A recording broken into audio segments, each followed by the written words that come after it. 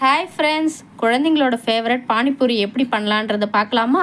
நான் உருளைக்கிழங்கு வேக வச்சு மசிச்சுக்கிட்டேங்க. இதில் ஒரு 3 வெங்காயத்தை கட் பண்ணி போட்டிருக்கேன். கொஞ்சமாக வெறும் மிளகாய்த்தூள், கொஞ்சம் சீரகத்தூள், தேவையான அளவுக்கு உப்பு போட்டு நல்லா கிளறி விட்டுக்கோங்க. கையால் நல்லா பிசைஞ்சு விட்டிங்கன்னா மசாலா எல்லா இடமும் கோட்டாகும். இதுமாரி நல்லா பிசைஞ்சு விட்டுக்கோங்க. இப்போ உருளைக்கிழங்கு மசாலா ரெடி.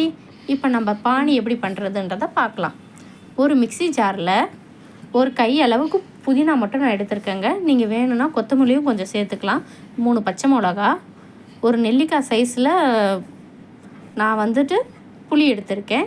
கொஞ்சமாக சீரகத்தூள், உப்பு, கொஞ்சமாக மிளகாய்த்தூள் போட்டு தேவையான அளவுக்கு தண்ணி ஊற்றி நம்ம பேஸ்ட்டாக அரைச்சிக்கலாங்க.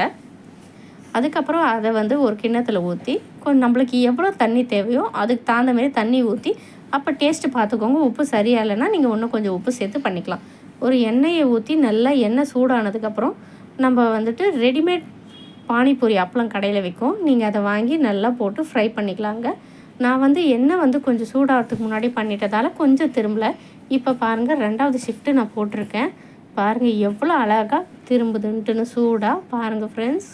எப்போவுமே நம்ம பானிபூரி அப்பளம் போட்டோடனே அதுவே ஒரு பக்கம் நல்லா ரெடி ஆகிட்டு இன்னொரு பக்கம் அதுவே நல்லா திரும்பிக்கும். பாருங்கள் எவ்வளோ அழகாக பால் மாதிரி நல்லா திரும்பிக்குது பாருங்கள்.